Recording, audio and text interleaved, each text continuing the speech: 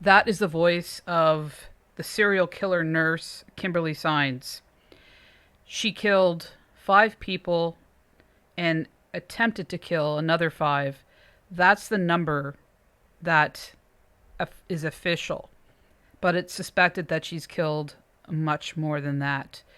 So that's who we're going to be talking about today. So, welcome, everybody to Stat Shocking Traumas and Treatments. And we are your hosts, Karen And Mary. coming to you from beautiful Toronto, Ontario, Canada. Let's just get right into this. So, as I usually like to do, is start with the killer and learn a little bit, if not as much as I can, about them. The thing is with Kimberly Saenz, I wasn't able to do as deep a dive as I wanted to. There wasn't a heck of a lot of information about her childhood. Just you'll hear. So yeah, I wish I knew more. I looked all over the place, but this is what I've got.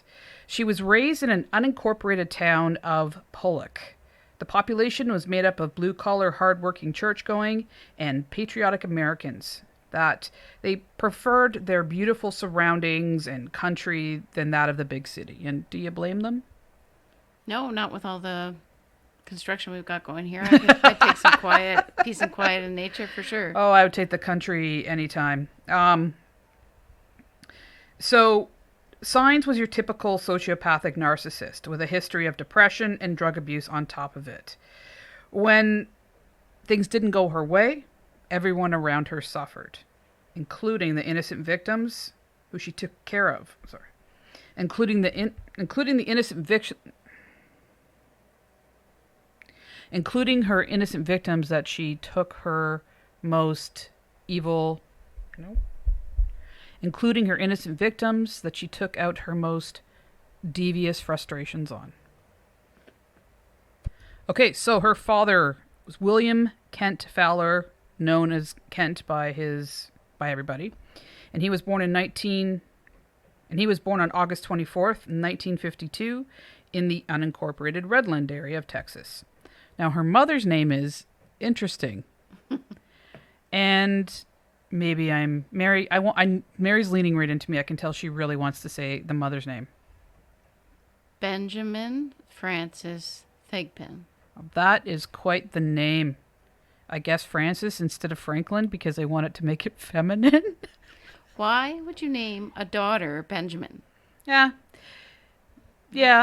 it's odd. So, I mean, it must fall back to being very patriotic. But she went around being known as Benny. And she was born on September 8th, 1954, in Pollock. They married when they were 19 and 17 on October 1st, 1971.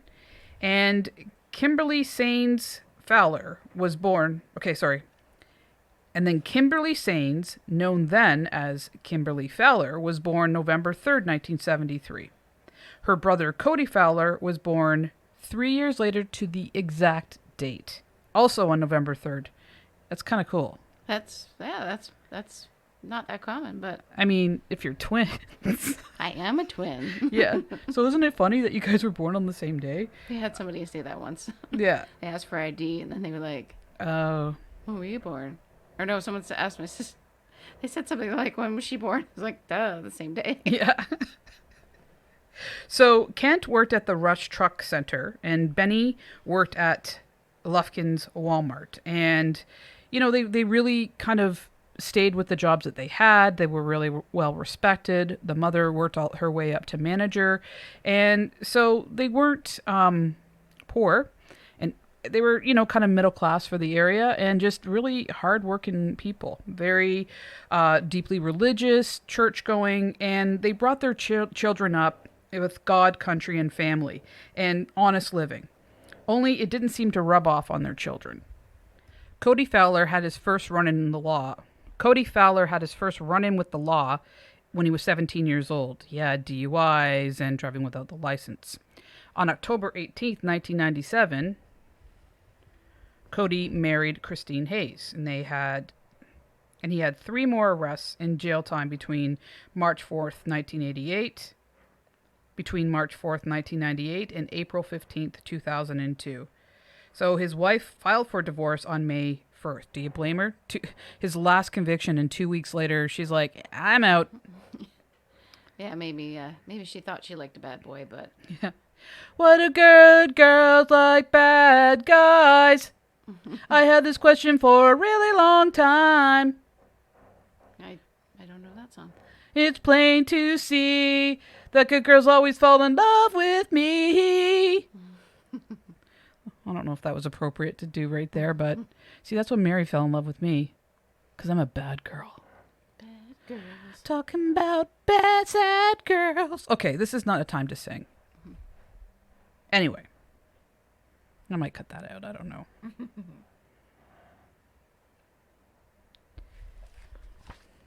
So basically she was like, I've had enough. He had 3 more. Yeah, so she had enough. She was like, I'm out. And he had 3 more arrests between July 2002 and February 2012. So he really settled down over those 10 years. He only had 3 more arrests. Now let's talk about Kimberly. She was an apathetic child and teenager, and she'd lose interest in things quickly. She did participate in some sports like baseball, and I found this one a little funny because she was in cheerleading for a while. And, you know, rah, rah, go, team. Go team. We got spirit. How about you? You. So I just don't see an apathetic, morose teenager doing well in cheerleading, but whatever. So she was, so she was disinterested in most things. And any student that remembered her, they said she was very quiet and appeared depressed and morose, and she really didn't have any friends. In 1990, in her sophomore year, she met Chris Hopper, who is her absolute polar opposite. And they were definitely an odd pair, and it didn't make any sense to anybody.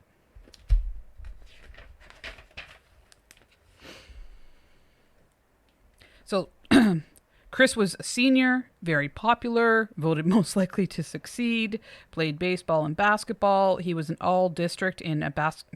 He was on the Students' Council, Yearbook Committee, member of the National Honor Society, Fellowship of Christian Athletes, and Students for Christ. So he was doing everything. Like, he was involved in everything.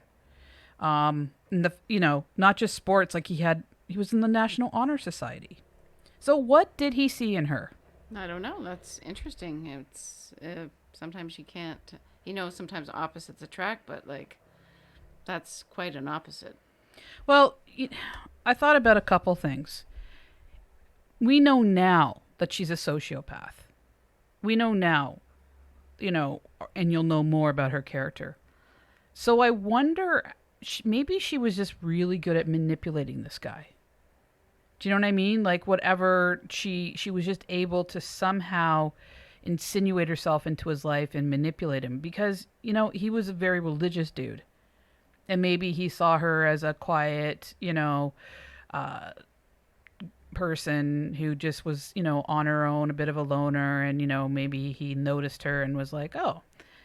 And then she was able to get, under his skin in some way. I'm just speculating, but I just don't see it. Maybe their families went to church together. I don't know. We don't know. I have no idea, but just made me wonder. So, or maybe because he was that way and her parents were very religious, she was like, okay, I'll just, Yeah, like she could put it on somehow. So, Chris graduated in 1990, and Kimberly became pregnant and dropped out of school. On July 26, 1991, she gave birth to Jacob Hopper. And on September 1991, they married. And most people thought that she got pregnant to trap him. Was that something that was kind of talked about, or just sort of like, yeah, sort of obvious? When it's come up, and like people that have like been in the town and talked about this, and people that they went to school with and everything, they felt like, oh, like she trapped this catch, because he really was a catch when you think about it. Unless he was like a troll turtle man that was very odd looking or something. No, not that it should matter. That was just a joke. So, believe it or not, their marriage lasted 6 years until October 1997. So during that time, she went to work on at. So during that time, she went to work at Fleetwood Transportation. On September 9th, 1999, she became deathly ill with pneumonia. And she recovered after aggressive treatment. Apparently, she went to a CCU and she was really, really sick. What's a CCU? Critical care unit. Oh, I was thinking ICU. Did they call it CCU in the States? CCU or ICU. Oh, okay. Same here. Critical care, intensive care. Yeah. So she claimed that she had a near-death experience, which was possible, and that her life would be smooth sailing from this point on. And she also became very religious for a short period of time. Of course, that's not going to last because, as we all know, she's a sociopath. She started to date her future husband, Kevin Saenz, at the same place that they worked, Fleetwood Transportation. And he had quite the criminal history. So I'm just going to go through the things. Theft, possession of drugs with intent to sell. He was sentenced to 4 years, and then he broke his parole a couple times, which is not really a smart thing to do. But that's who he was. She married Saenz while he was still in prison. And 6 months... She married Saenz while he was still in prison, and she was 6 months pregnant with his child. She quit her job for some reason, and he was released on November 14th, 2000. The reason why I say some reason is because he's in jail. She would be the sole, income earner. So anyway, she gave birth to Madison Grace on December 22nd, 2000. So things quieted down in their little family. There were no more arrests. And she also, during this time, decided that she wanted to become an LVN, or a licensed vocational nurse. They're known as RPNs here in Canada, which is a registered practical nurse. And for a registered nurse, it's 4 years of university. And for the LVNs, it's 2 years, at least. In the States, it's that. I don't know if that's changed in Canada. So her parents, they loved their kids. So this is like kind of a strange transaction. I don't understand how it works. So if any of you guys hear this and can drop me a line and explain this. Her parents were finally able to pay off their mortgage, which is a huge deal. I mean, anyone who pays their mortgage off is, that's phenomenal. So they paid off their mortgage, and then they sold the home to Kim for $20. And then a month later, she sold it back to them for $20. And then they took out another mortgage. So they had it totally paid off, and then they took out a mortgage for like $26,000. And that was to pay for her going to school. So I don't know what went on there. Maybe that made a loophole for something. I have no idea. So, she started her college education at Angelina Community College, and naturally her parents were very supportive. I mean, they got a second mortgage, and very proud of her. And her father was quoted as saying, quote, "It was about helping people. She just liked to help people," end quote. And her son was very proud of her. He said, quote, "I always got to go to school knowing my mom was out there saving lives," end quote. If only they knew. So that was Jacob from her first marriage? Yes. Right, okay. So Saenz graduated in December of 2004 and got her first job as an LVN that same month. So her first job was at Lufkin Memorial Hospital. And 5 months later, she was fired. Couldn't find any information on why she was fired, but she was. So your first nursing job, fired 5 months later. She got a second job. That was at the Woodland Heights Hospital in Lufkin. Lufkin has 2 hospitals, so she went from one to another. And she was fired from that job. She only worked there for 2 months, and she was fired for stealing Demerol and signing it out for patients and taking it herself, which that's a really shitty thing to do. I understand some people are addicts and their intent is not to hurt somebody. But when your patient is in pain and they can have, say, 10 milligrams of morphine, and you take 5 and only give them 5, then their pain's not managed. Or you just sign it out for them when they're not in pain and you take it yourself. So that's kind of a common thing that happens with hospital workers. So sometimes the patient is really harmed by it because they don't have pain control. So could she, I mean, I don't know. I mean, she obviously had some sort of a problem, or she was selling it. I'm not sure which. No, she was a drug addict, yeah. So you think her career would be over even before it started, but no. There is a federal law in the U.S. that only allows employees to, or there is a federal law in the U.S. that only allows employers to declare if they would or would not hire the person again. So that you couldn't say why. So what would be is like basically, would you hire them? No. Would you rehire them? No. Would you rehire them? Yes. And that's it. But wait, I mean, if she was she convicted of a felon or something? Like, or they just like fired her because she stole it, but they didn't pursue charges against her? I believe that they did pursue charges against her. I'll get to that in a second. Then wouldn't the licensing board? Well, that's what I'm getting to. The Texas State Board of Nursing only releases the allegations against a nurse after the investigation has been completed. So that can take years. So clearly that's what happened here, is that someone could go 2 years in a period of time when they're investigating it. And it would appear that she had a squeaky clean record. So she, slipped through the cracks. So yes, so the charges against narcotic theft would not be available to future potential employers. And like I said, she had a nice squeaky clean looking record. And even though her resume showed that she had 2 would not hire backs on it, would not hire backs? On her resume? So anyway. On a record.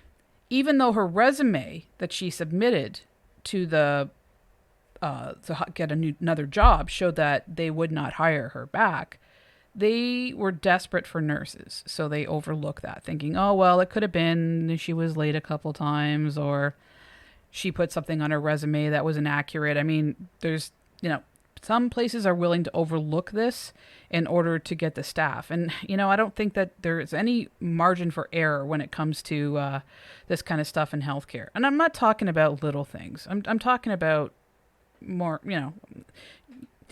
when I worked as a manager of some nurses at an agency, I mean, we followed up. And if things weren't good, then, they weren't hired, even though we were desperate. Anyway, her next job was at Wright's Choice Home. She was fired after 2 months because she had a miserable attitude and was constantly late or just didn't show up or call in. I can't imagine just not showing up for work. But period. I can't. It blows my mind. If we had a nurse that didn't show up in the hospital, we'd be like freaking out. Like, is she okay? What happened? Yeah, did he get into an accident? Yeah, exactly. Exactly. And so especially if it's not like them, right? That's the first place you go. And you call her up. Are you coming in? No. So I don't know. That's just I can't. Maybe if I worked at a job that wasn't, critical to patient care, I could see someone maybe doing that. I don't know. I'm just too much of a I don't know. Responsible person? Yeah, I guess that's the right word. I can be an ass and so many other things, but when it comes to that, absolutely not. So after that, she seemed to have fallen into a deep depression, and she was admitted to the psych ward at Brentwood Hospital in Shreveport, Louisiana.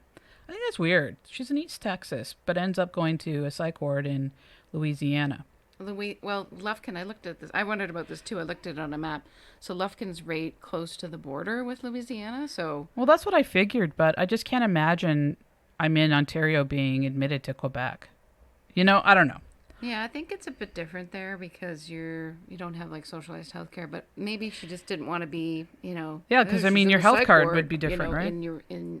She didn't want to be in somewhere close to home. Right? Maybe that was the only place she could go. So I'm not exactly sure, but yeah, it's right next to Louisiana. Lufkin's right on the bumpy part that kind of sticks out.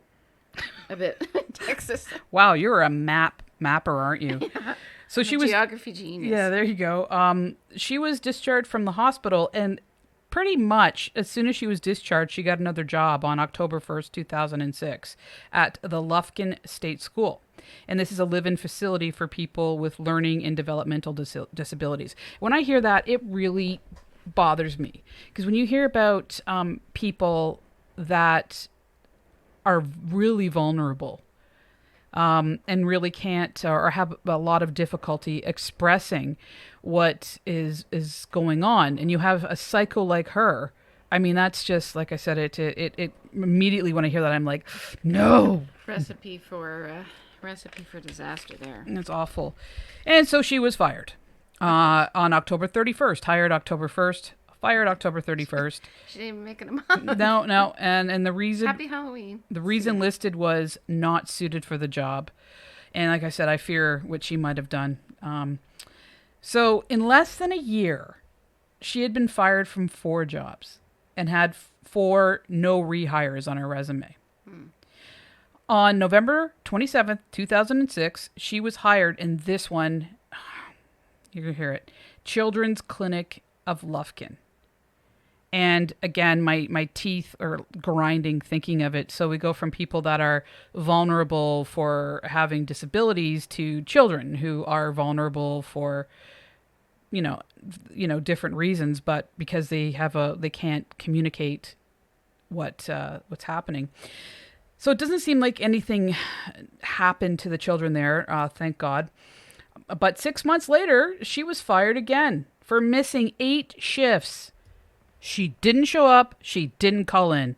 It makes my skin crawl. It makes me uncomfortable. What the hell? Anyway, so during that time, things were not going well at home. Kevin Saenz seemed to have grown past his criminal ways, and he had matured, become a responsible adult. Well, maybe being a father might have changed that. Marriage.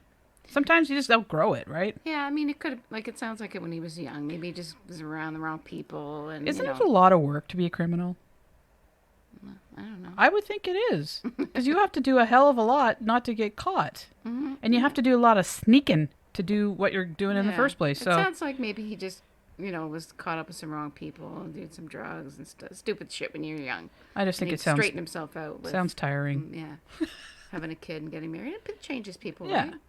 Right? Grow up. But she was spiraling. She was spiraling out of control. She had so as you know, she'd lost 5 jobs, but he got a really great job as an appraiser for the Angelina County Appraisal District. I don't know what he was appraising, but good on him. He got a great job, and he was earning $65,000 a year in 2006, which is really good money especially when you think about teachers make about $30,000.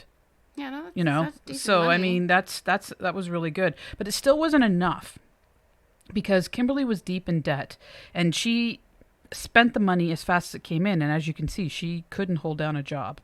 So the financial strain in her spending was out of control. So they split up on June 7th, 2007, and that didn't sit well with Kimberly. I'm just going to cut that part out. She had been charged with domestic violence against Kevin. When he left the home to go stay with a family member, she followed him, showed up, pounded on the door, demanded he can't come out, and then she assaulted him. And so she was arrested with she was arrested with assault causing bodily harm and criminal trespassing. And she spent a night in jail and was let out the next day on bond. And Kevin then got a protective order against her. But as things happen, often in abusive relationships, unfortunately, they got back together in August 2007. Oh. Huh. Well, she reminded me when you were talking about her showing up of Beverly Allen. Yeah. So also in August, she got her 6th and last job at Davita Lufkin Dialysis Center. So maybe that was part of it too. There's being manipulative, saying I'm going to change, getting a new job, and it sounds like he was a decent guy, wanted to make it work. So this is where her killing spree began. So Davita is a dialysis center. And I think it's important that I talk about dialysis right now because it is relevant to the murders and the attempted murders. So what is dialysis? Why would you need dialysis? So you need it if your kidneys, and I'm going to explain this very simply because I'm not a dialysis person either. So it made it a little bit easier for me to understand. So if your kidneys no longer function well enough and they've been, I'm just going to cut that whole part out. A person needs dialysis if their kidneys no longer function well enough. Kidney damage is generally progressive over a number of years as a result of long-term conditions such as diabetes, high blood sugar, kidney inflammation, multiple cysts in the kidneys, polycystic kidney disease. A person needs dialysis because their kidneys can no longer remove waste and fluid from the body to keep them healthy. And this usually happens when a person has only 10 to 15% of their kidney function left. They also will have symptoms such as nausea, vomiting, swelling, and fatigue. I mean, they're toxic and they can't get rid of the fluid. So you're toxic and have edema everywhere. So even if the person doesn't have symptoms yet, they can still have really high level of toxicity in their blood. So maybe if they're not having that, they still are going to need dialysis.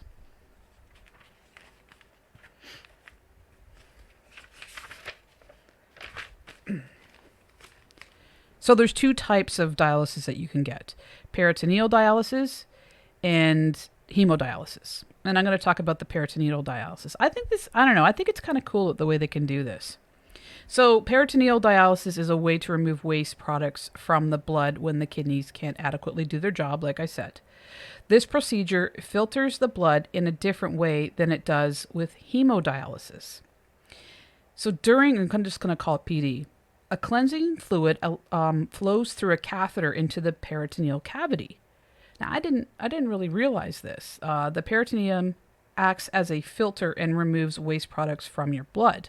So I really didn't know that it did that on top of, other things.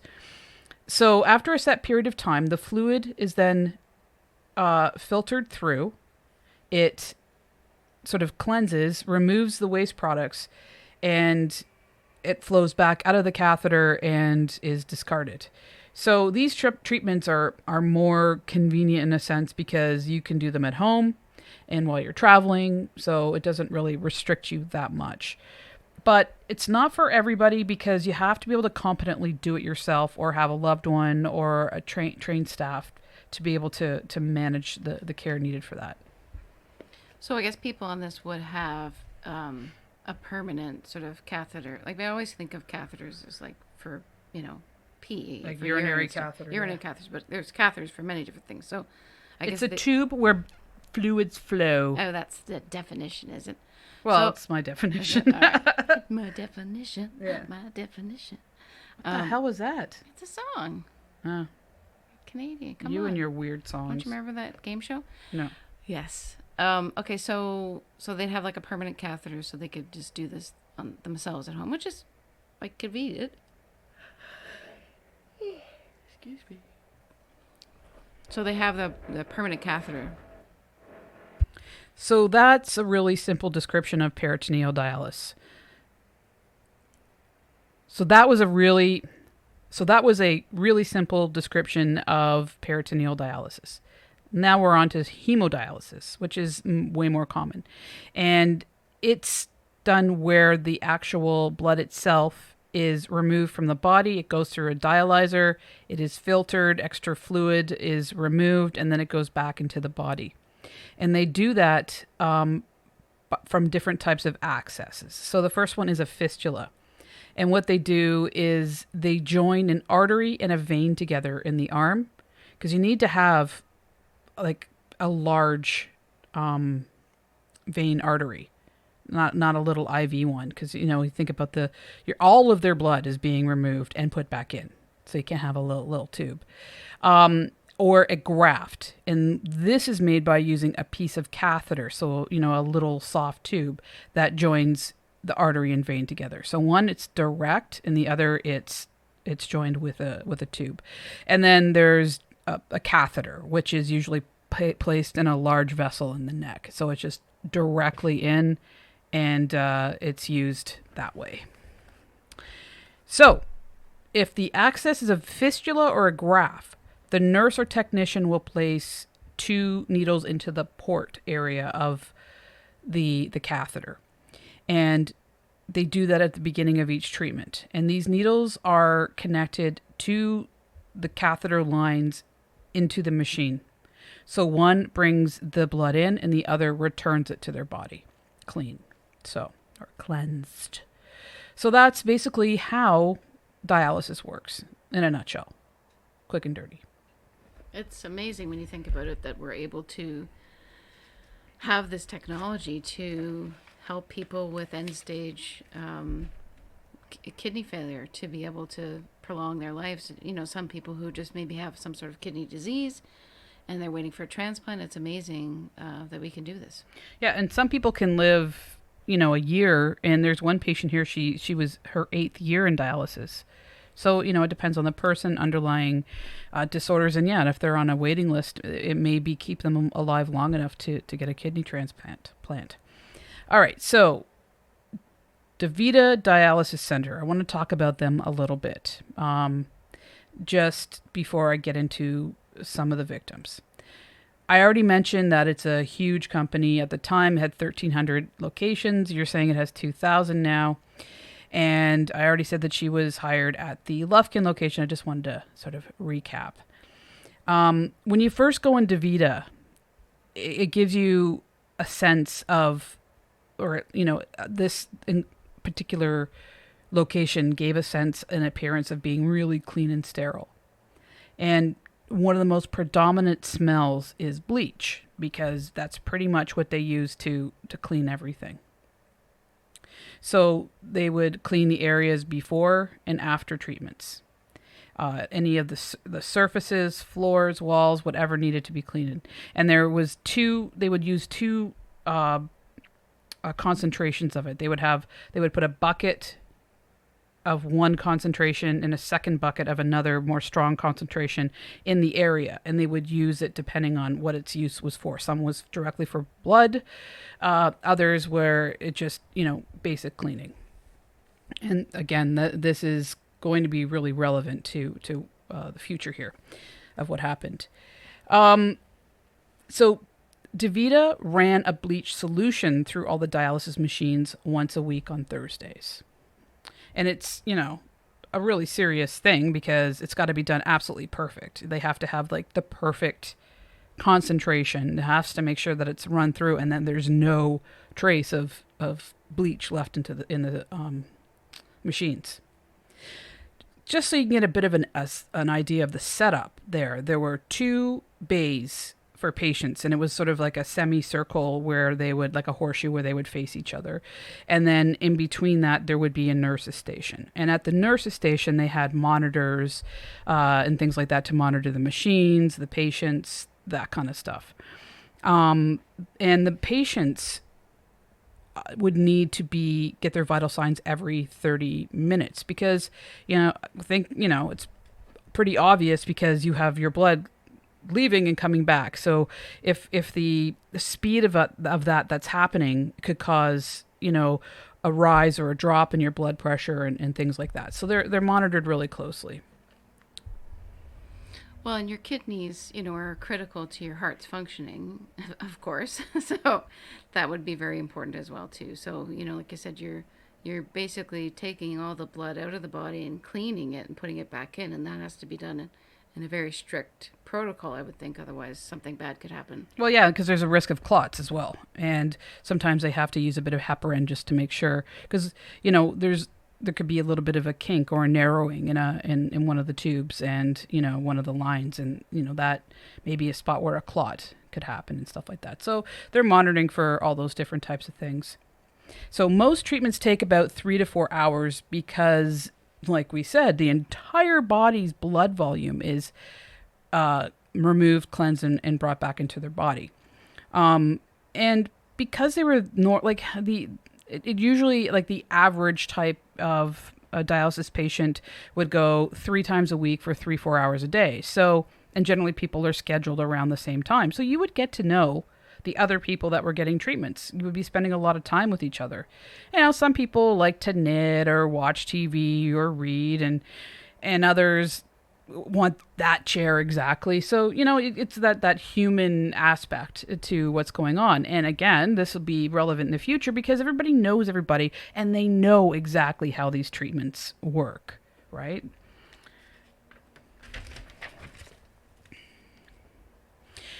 So let's talk about the first person who died here. I always like to get into it because there is a face to these murders, not just the first murder or the second murder. It's important. So Miss Clara Strange, she was well liked. Everybody thought she was sweet. She was easygoing, because if you can imagine, some dialysis patients can be pretty cranky. Because I would definitely be miserable if I had to go in there 3-4 days a week. For 3-4 hours at a time. And by the time you're going in, you're feeling really crappy, right? Because, I mean, you're starting to get toxic. Yeah, I can imagine that would be, not a burden, but, like you said, it's something you have to do. But I guess they get used to it. And well, I mean, some people do, some people don't. I mean, it's a terrible situation to be in, right? So this lady was lovely. Everybody, loved working with her. She just really stood out for that. She was born November 6, 1930 in Pollock, Texas. She grew up in the country and got married, and she worked her whole life at the same place, which I think is amazing. And she had a couple of kids, and unfortunately, tragically, one of her daughters died, and she raised her grandchildren. So you can see she was a real family person, and it's not easy to raise young children when you're getting to be granny age like me. As she got another hint of Anne. Yeah, as she got older, her health started to fail and she required dialysis. On Tuesday morning, April 1st at 11:34, she was hooked up to the dialysis machine and began treatment. Now, some of the people, just to get an understanding of the staff that worked there, so you'd have your nephrologist doctor who would be in charge of the whole place. He would be, the administrator. Then you have a couple of registered nurses, but one of those nurses in particular would also be, administrator from the nursing level. Then you would have LVNs and PCTs. LVNs, we know, are the licensed vocational nurses, and the PCTs were like technicians. They would sometimes run dialysis. They were trained to know how to set up, monitor, do the dialysis, clean afterwards, that kind of stuff. So they were sort of I don't want to say lower end of the totem pole because everybody's friggin' important in healthcare, but as far as education and stuff like that. But still, So they were like a technician specifically for dialysis. Yeah.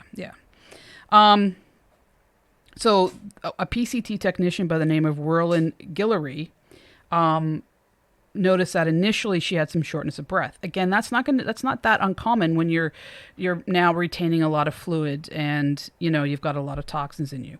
But once the treatment started, she started to feel better, which made sense as well. The doctor ordered her blood flow to be set at 400 cc's a minute, and it's critical that is followed to the T and monitored closely. So Guillory went on a break, and when he returned, Mrs. Strange was unconscious and her vital signs were absent. And her blood flow rate had been lowered to 300 cc's a minute. Okay? This blood flow rate may change in small increments. So the doctor may be monitoring the patient and say, okay, let's go to 390, but not 400 to 300. That's just insane. So he called for help. And even though, this doesn't have, emergency services, it is set up to perform or to be able to assist in an emergency situation for basic resuscitation, etc. So Guillory said during that time, he, quote, said, "Kim, what is going on?" But she didn't seem to care. She was just sort of standing there, looking around. So the doctors and the nurses did the best that they could to save her, Mrs. Strange, but unfortunately she died right in the dialysis chair. They couldn't bring her back. Now that's fairly uncommon, I would think. You don't generally have deaths in a dialysis unit. No, it's incredibly rare. But minutes after this, minutes after she died, another patient went into a cardiac arrest, and this is Miss Thelma Metcalf. And she was another really well-liked patient.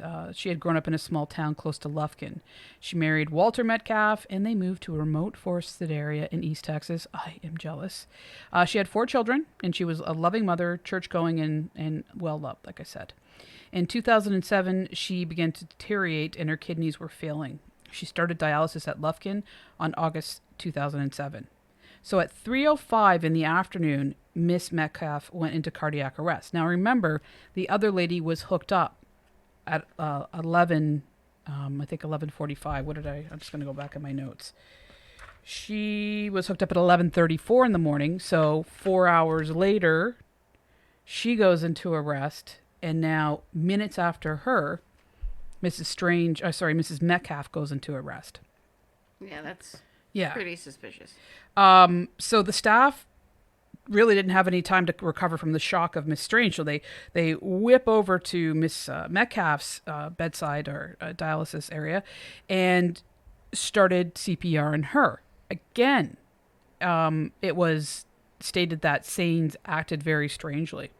She was given an ambu bag to assist with in ventilation. If you don't know what that is, it looks like a big squishy bag. It's plastic. It's like a lung action. Yeah. And then there's a mask that goes over your face and seals around your nose and mouth, and so you can ventilate the patient manually. So she was handed this ambu bag, and she just stood there with it. And they're like, "What are you doing?" Put it on her face. So Guillory put it on the patient's face, and when they were doing CPR, they noticed that her chest wasn't rising and falling with respirations because she wasn't squeezing the damn ambu bag to ventilate her. She was just friggin' standing there. But that is not okay. The patient, like, she freezes. Can someone freeze? But I don't know. That's not what was happening here. She just didn't give a shit. And so someone took it from her, another PCT, and started ventilating Miss Metcalf. Ambulance arrived, rushed to the hospital, but unfortunately she died in the ER. Oh, also, when they looked at her machine, her blood was running the flow was at 300 cc's a minute. It was decreased to 200 cc's a minute. And who would have done that? Yeah. So it's important to know that these dialysis machines are very sensitive, and an alarm goes off when there's any changes or disruptions in treatment. So if there's a bubble or a clot or anything like a kink, anything that would just mean that disrupt the flow. Yeah, exactly. The machine goes off, and so like I said, it's very, very sensitive. So why didn't the alarms go off? Well, you would have to disarm the alarms to reduce the flow and then disarm the alarm afterwards. Because if you think about an IV pump, if you've ever had an IV. Oh, yeah. And and then they go off. Beep, beep, yeah, beep, beep, beep, beep, beep. There's usually like a kink in the line. But when you're changing the bag, it will like beep, beep, when you put it in, and then when you close it and restart it, there is more beep sounds. It's it's an auditory guide, so we know what's happening. But nothing went off. No indication, no beeps, nothing went off.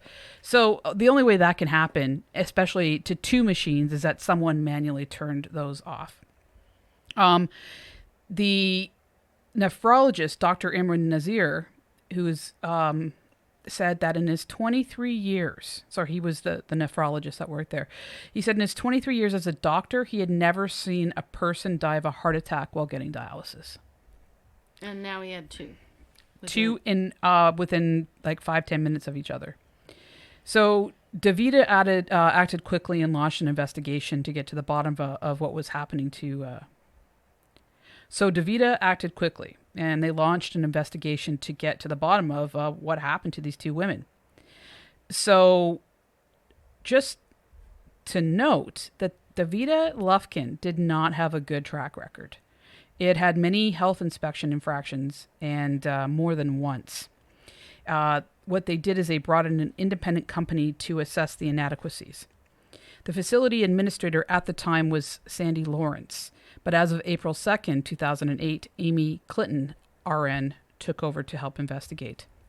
So some of the infractions in the past, and also found in this time, where they were not purifying the dialyzers, they were not purifying the dialyzers properly. Think about it. Your blood is running through this thing, but they're not being purified properly. They weren't following doctor's orders, and there was not enough properly trained staff. So can you imagine someone running this, but they're not well trained to do it? They only had a part-time biomedical technician, they also known as Biomed, and he would split his time between Lufkin and Livingston, which is about 70 miles away. So he was the only one that knew how to mix the water and the chemicals needed to run these machines properly, and that's part of what the cleansing part of the process. So you need a full-time one. So if you're over 70 miles away and something's going on, or they run out of fluid on the other end, you can't just wait for an hour or a bit for the guy to come back. So that was bad. They needed a full-time person. Also, too, before Saenz was hired, they had a higher death rate than anywhere else.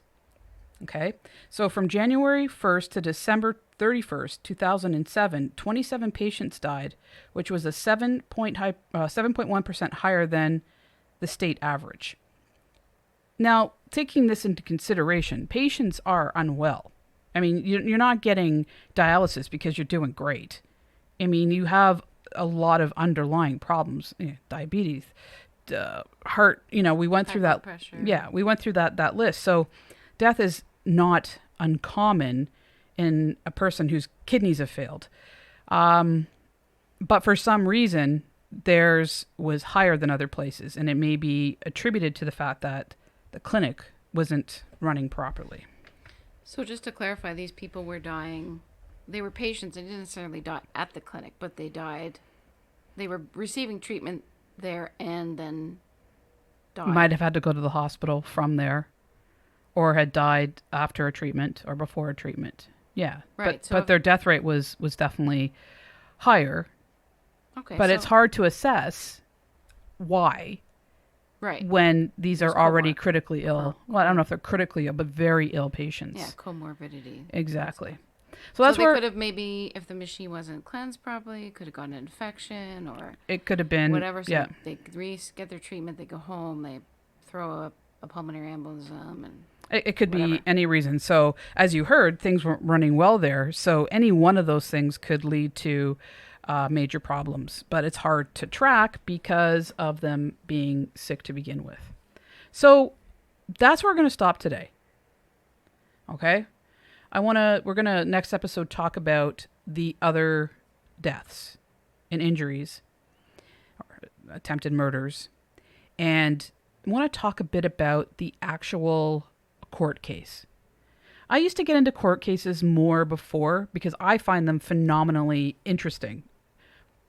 But I'm like that little kid that goes, so I went to the store today, and on the way I saw a rock. I picked up the rock, and then what? It was making sure it was still recording. Yeah, well, if it goes off, it's still recording. So I'm like that kid where you say, how was your day? And I'm like, well, I walked down the street and my shoelace came undone. And then I did it back up. And then I just checked the other one just in case. And then I saw a rock, and I will go like that through a court case, and you'll be phenomenally bored by me.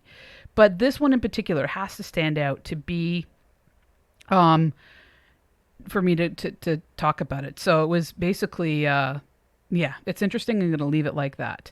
So that's what the next episode is going to be about. And that's it for today. And I want to thank you all for listening. Yeah, this episode was a little bit late. I apologize for that. There were some technical difficulties. Even today, we're recording through one mic because my interface decided to be a dick today.